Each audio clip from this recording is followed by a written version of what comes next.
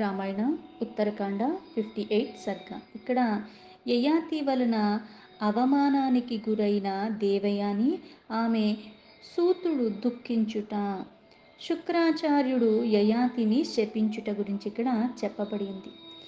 ఏవం బ్రువతి రామేతు లక్ష్మణః పరవీరః ప్రత్యువాచ మహాత్మానం జ్వలంతమివ తేజసా. శత్రు సంహార దక్షుడైన లక్ష్మణస్వామి తన అన్నైన శ్రీరాముడు చెప్పిన ఆ గాథలన్నీ విన్న తర్వాత ఆ మహాత్ముడు అగ్నిదేవుల్లాగా ఎంతో తేజస్విగా ఉన్న ఆ ప్రభువుతో మళ్ళీ రాముడితో లక్ష్మణుడిలా అడుగుతున్నాడు. మహద్భూతమాశ్చర్యం విదేహస్య పురాతనం నివృత్తం రాజశార్దూల వసిష్ఠస్య నిమేహ సహ నిమిస్తు క్షత్రియః శూరో విశేషేణ చ దీక్షితః న క్షమాం కృతవాన్ రాజా వసిష్ఠస్య మహాత్మనః. మహారాజా, మహర్షి అయిన వశిష్ఠుడొక్క వృత్తాంతము, అలాగే దేహం లేకుండా విదేహుడైన నిమి యొక్క ఉదాంతము రెండూ చాలా అద్భుతమైనవి, ఎంతయో ఆశ్చర్యంగా ఉంది. అలా ఆశ్చర్యానికి గురి చేస్తున్నాయి. నిమి క్షత్రియుడు, శూరుడు, అలాగే చాలా యజ్ఞదీక్షలో ఎప్పుడూ ఉండేవాడు. అలాంటి ఆ మహారాజు మహాత్ముడైన వశిష్ఠుడి విషయంలో సహనం చూపించుకుంటా ఉండటానికి కారణమేంటి? ఇప్పుడు రాజర్షి అని సంబోధించినప్పుడు ఎలా అయితే మహర్షులు ఉంటారో అలాగే ఉండాలి.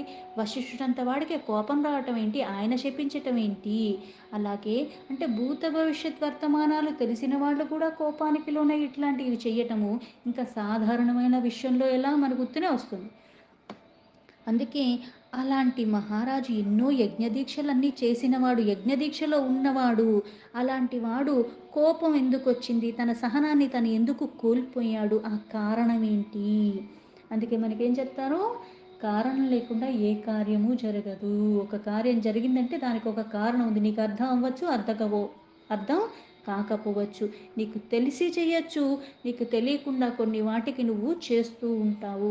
ప్రతిదానికి ఒక కారణం ఉంటుంది. ఆ సమయానికి, సందర్భానికి, మనకున్న జ్ఞానానికి, మనకున్న పరిమితికి మనకి అర్థం కాకపోవచ్చు. కానీ కారణం లేకుండా ఏదీ జరగదు. ఏవముక్తస్తు తేనాయం శ్రీమాన్ క్షత్రియ పుంగవః ఉవాచ లక్ష్మణం వాక్యం సర్వశాస్త్ర విశారదం.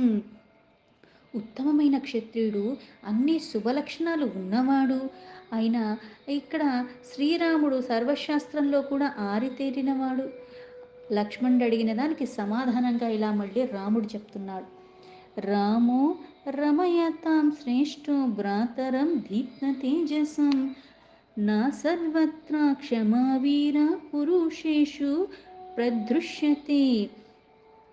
లోకంలో ఆనందింప చేయటంలో కూడా ప్రముఖుడైన శ్రీరాముడు మహా తేజస్వి అయిన తన తమ్ముడైన లక్ష్మణుడు అడిగిన దానికి మళ్ళీ సమాధానంగా ఇలా చెప్తున్నాడు. సౌమిత్రే దుస్సహో రోషో యదాక్షాంతో యయాతినా సత్వామానుగణం పురస్కృత్య తం నిబోధ సమాహితః. మహావీర, పురుషులంటే వ్యక్తికి కొన్ని కొన్ని సందర్భాల్లో తన సహనము కోల్పోవటం అన్నది కనపెట్టునే ఉంటుంది. అంటే సహనం అందరికీ ఉంటుందా అంటే కొన్ని కొన్ని సందర్భాల్లో ఉంటుంది. అది అవధులు దాటినట్టుగా కొన్ని కొన్ని అయ్యేటప్పటికి ఏమవుతుంది? మన సహనాన్ని మనం కోల్పోతూ ఉంటాము. అందుకే తమ సహనాన్ని కోల్పోవటం అన్నది మనకు అప్పుడప్పుడు కొన్ని కొన్ని సందర్భాల్లో ఎంత ఉన్నతమైన వారైనా సరే అవి జరుగుతూనే ఉంటాయి. నహుషస్య సుతో రాజా యయాతిః పౌరవర్తనః తస్య భార్య ద్వయం సౌమ్య రూపేణ అప్రతిమం భువి. లక్ష్మణ, పూర్వము యయాతి అన్న మహారాజు సత్వగుణ ప్రధానమైన పద్ధతినే అనుసరించి దుస్సాహమైన తన రోషాన్ని అదుపు చేసుకున్న విషయాన్ని వివరిస్తాను. ఏకాతు తస్య రాజర్షేః నాహుషస్య పురస్కృత శర్మిష్ఠా నామ దైత్యేయీ దూహిత వృషపర్వణః అన్యా తూషణ సహ పత్ని యయాతి పురుషర్షభ నతు సా దయిత రాజ్ఞో దేవయాని సుమధ్యమా. సావధానంగా విను అని లక్ష్మణ నహూషుని కొడుకు యయాతి. అంటే యయాతి గురించి చెప్తానన్నాడు కదా! ఈ యయాతి యొక్క తండ్రి నహూషి. ఇక్కడ అనుక్షణము ప్రజల యొక్క అభివృద్ధి కొరకే పోరాడుతూ ఉండేవాడు. మహారాజు అతనికి ఇద్దరు భార్యలున్నారు. వారు ఈ లోకంలో సాటి లేని సౌందర్యవతులు. నహుషుని సూతుడైన ఆ రాజర్షి యొక్క భార్యల్లో శర్మిష్ఠి ఒకతి. అయితే రాజు ఆమెకి ఎంతో అనురాగంతో చూసుకునేవాడు. శర్మిష్ఠి అంటే ఆయనకి అంత ఇష్టము. తయోః పుత్రౌ తు సంభూతో రూపవంతో సమాహితో శర్మిష్ఠా జనయత్పూర్వం దేవయాని యధుం తథా. ఆమె దైత్య వంశానికి చెందిన వృషపర్వునొక్క కూతురు. పరమశ్రేష్ఠ యయాతి యొక్క మరి యొక్క భార్య దేవయాని. ఆమె శుక్రాచార్యుని కూతురు. ఆమె సౌందర్యవతి అయినను రాజునికి ఆమె పైన ఎక్కువ ప్రేమ లేకుండా ఉండేది. ఆ ఇద్దరు చక్కగా కుమారుల్ని కలిగే ఉన్నారు. శర్మిష్ఠి తన కొడుకు పేరు పూరుడు అని పెట్టుకుంది. దేవయాని కొడుకు పేరు యధువు. వారు ఏకాగ్ర చిత్తులు. అంటే శుక్రాచార్యుడు వచ్చేసరికి అసురులొక్క గురువు. ఎలా అయితే భృగు మహర్షి దేవతలొక్క గురువు. పూర్వస్తు దయితో రాజ్ఞో గుణేరాత్మా త్రుకృతేన చ తతో దుఃఖ సమావిష్టో యధుర్మాత్మరమబ్రవీత్. పూరుడు తన సుగుణ సంపదల చేత తల్లి అయిన శర్మిష్ఠి కారణానికి రాజుకు ఇంకా ప్రీతిపాత్రుడయ్యాడు. ఈ విషయం మనస్తాపానికి చెందిన యధువు తన తల్లి అయిన దేవయానితో ఇలా అన్నాడు. ఇప్పుడు భార్య అంటే ఇష్టం ఉంటే ఇంకా వాళ్ళ పిల్లలు కూడా ఇష్టంగానే ఉంటారు. ఇక్కడ భార్య మీదే అంత ఇష్టం లేనప్పుడు ఆ భార్య వల్ల పొందిన సంతతి మీద కూడా అంత ఇష్టంగా ఉండకుండా అయిష్టంగానే వ్యవహరిస్తూ ఉంటారు. భార్గవస్య కులే జాత దేవస్య క్లిష్టకర్మణః సహసే హృద్గతం దుఃఖం అవమానం చ దుస్సహం ఆవాం చ సహితౌ దేవి ప్రవిశావాహుతాసనం రాజా తు రమతాం సార్ధం దైత్యపుత్ర బహుక్షపాః. అమ్మ, పూజ్యుడు క్లిష్ట కార్యాలను సైతం అవలీలగా సాధించగలిగిన ప్రజ్ఞాశాలి అయిన శుక్రాచార్యుడి కుమార్తెవి గద నువ్వు. అలాంటి మహాత్ముని వంశంలో పుట్టిన నువ్వు ఇలాంటి తీరని దుఃఖానికి, దుర్భరమైన అవమానాలకి మనసులోనే ఎలా భరిస్తున్నావు తల్లి? యదీవ నేహనీయం తే మాం అనుజ్ఞాతుమర్హసి క్షమత్వం నా క్షమిష్యేహం మరిష్యామి న సంశయః. తల్లి, ఇన్ని ఎలా నువ్వు భరిస్తున్నావు?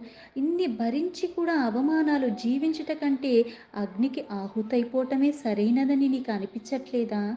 రాజు దైత్యపుత్రికవైన ఆ శర్మిష్ఠితోనే రాత్రింబవళ్ళు ఆనందంగా ఆవిడ మీదే ప్రేమని చూపిస్తున్నాడే, సుఖంగా ఉంటున్నాడే, ఆవిడ్ని కూడా ఆనందంగా ఉంచుతున్నాడే.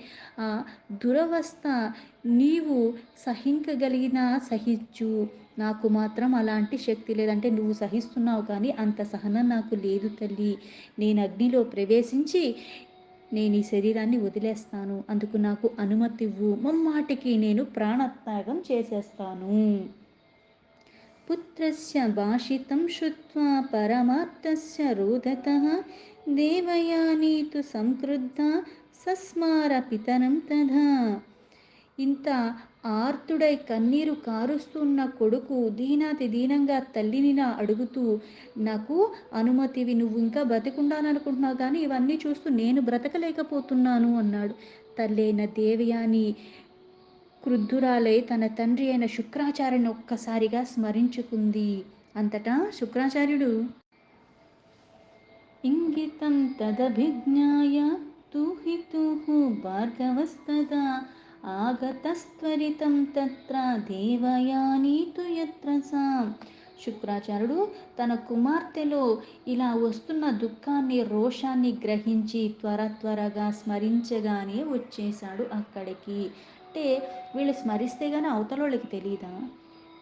వీళ్ళు ఉన్న స్థితికి భూత, భవిష్యత్, వర్తమానాలన్నీ కూడా అవలీలగా తెలిసిన వాళ్ళే. అట్లాంటప్పుడు అన్నీ తెలిసి కూతురికింత దుఃఖం వస్తుందని తెలిసినప్పుడు ఆ వివాహానికి ఎందుకు ఒప్పుకున్నారు? కనీసము ఒప్పుకున్న తర్వాతైనా ఒకసారి వివాహం అయిపోయాక వాళ్ళు ఎట్లా ఉన్నారన్నది కూడా కనుక్కోరా? మళ్ళీ వీళ్ళు స్మరిస్తే గాని అంటే ఇక్కడ ఎంత ఉన్న కుటుంబం నుంచి వచ్చినా, ఎటువంటి లౌకికంగా చూసినా, మన చరిత్రలో చూసినా, ఎక్కడ చూసినా సరే ఇప్పుడు పెళ్ళయ్యేదాకా ఒక రకంగా ఉంటారు. పెళ్ళైన తర్వాత ఒక రకంగా ఉంటారు ఆడపిల్లలు.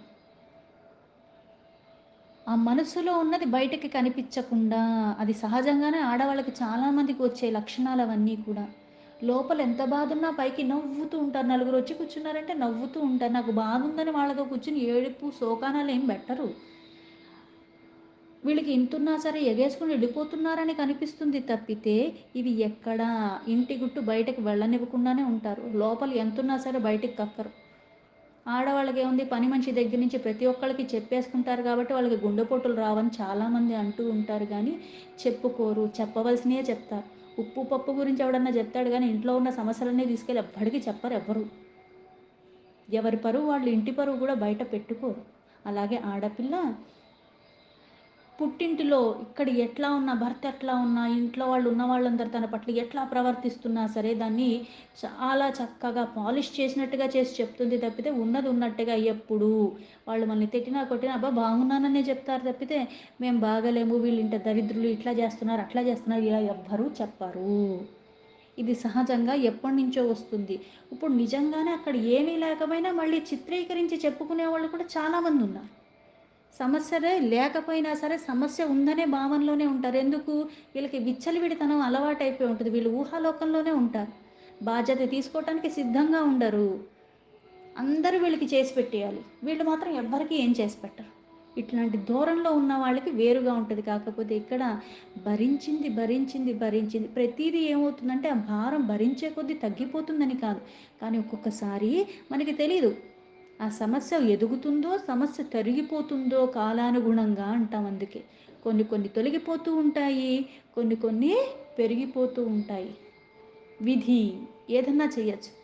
కానీ ఇక్కడ అంత అసురులకి గురువైనప్పటికీ కూడా బిడ్డ స్మరించేదాకా కూడా అక్కడికి రాలేదు. ఒక్కసారి స్మరించగానే ఆమెకున్న దుఃఖాన్ని ఒక్కసారిగా గ్రహించి త్వరగా ఆమె దగ్గరికొచ్చేసాడు శుక్రాచార్యుడు. దృష్ట్వా చ ప్రకృతిస్తాం తాం అప్రహృష్టాం అచేతనాం పితా దుహితరం వాక్యం కిమేతాధితి చాబ్రవీత్.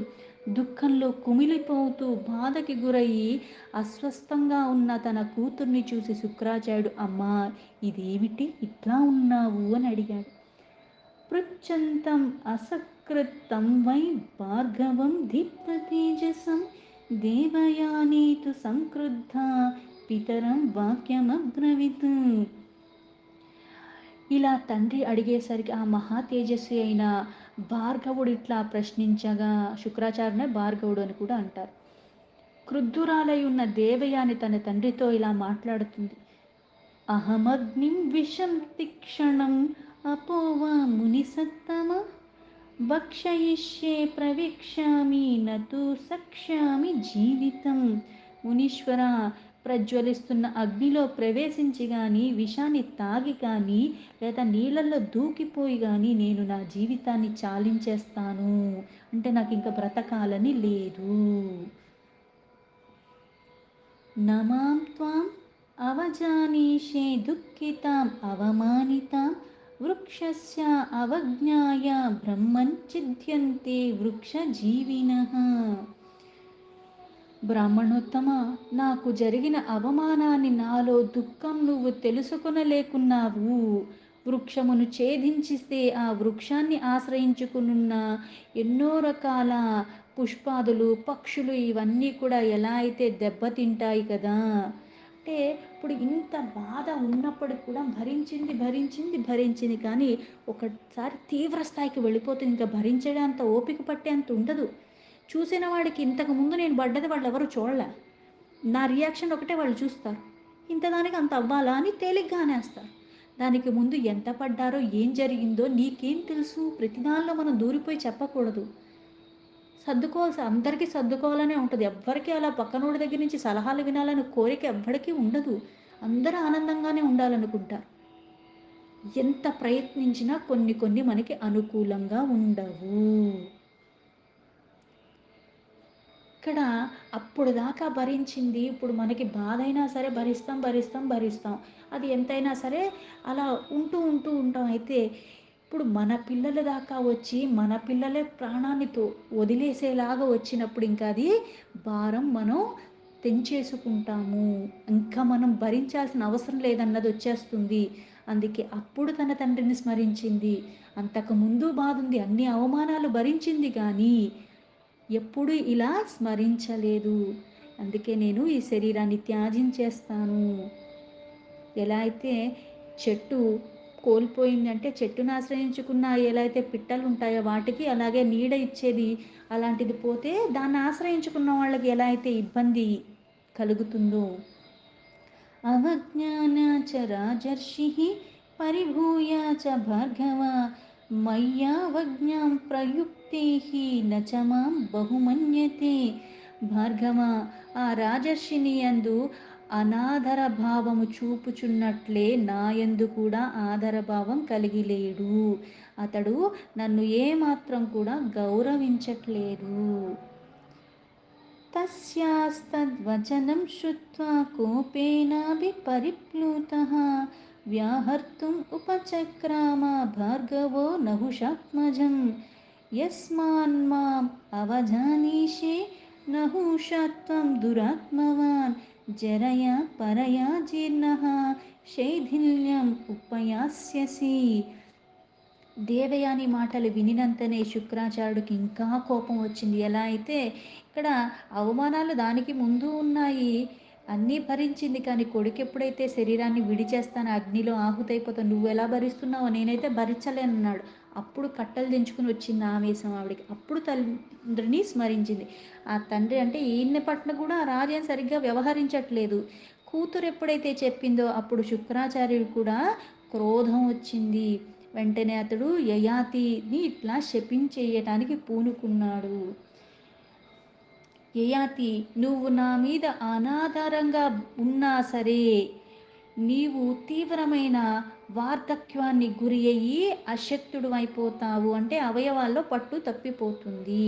అంటే తన మీద చూపించినా ఊరుకున్నాడు కానీ ఇప్పుడు ఎప్పుడైతే కూతురు అలా అనేసరికి అప్పుడు కూతురు మీద ఇష్టంతో నా మీద అనాదర భావం కలిగి ఉన్నావు కనుకే నువ్వు నా కూతుర్ని కూడా అలా చూస్తున్నావు. ఏ శరీరాన్ని చూసుకునైతే మురిసిపోయావు అందుకే ఆ శరీరానికి వార్ధక్యం ముసలితనం వచ్చేస్తుంది. దాని ద్వారా అవయవాల్లో పట్టుతనం కోల్పోతావు. ఏవముక్త్వా దుహితరం సమశ్వాస్య చ భార్గవః పునర్జగామ బ్రహ్మర్షిః భవనం స్వం మహాయశాః. సా ఏవ ముక్త్వా ద్విజపుంగవాగ్రః సూతాం సమశ్వాస్య చ దేవయానిం పునర్యయౌ సూర్యసమానతేజ దత్వా చ శాపం నహుషాత్మజాం. దత్వా చ శాపం నహుషాత్మజాయ. ఇక్కడ ఎప్పుడైతే నీ పట్టుపోతుందన్నాడు ఇట్లా యయాతిని శపించిన తర్వాత బ్రహ్మర్షి యశస్విని అయిన భార్గవుడు అంటే శుక్రాచార్యుడు తన కుమార్తెను ఓదారుస్తూ తన భవనానికి తీసుకు వెళ్ళిపోయారు. బ్రాహ్మణోత్తముల్లో శ్రేష్ఠుడు సూర్య తేజస్సుతో విరాజుడు అయిన ఆ శుక్రాచార్యుడు యయాతికి ఇట్లా శపించిన తర్వాత తన కూతుర్ను ఊరడిస్తూ ఉండాలి. అతడు తన స్వగృహానికి చేరుకున్నాడు. దీంతో వాల్మీకి మహర్షి విరచితమైన ఆదికావ్యమైన శ్రీమద్ రామాయణంలో ఉత్తరకాండలో 58 సర్గా సంపూర్ణం.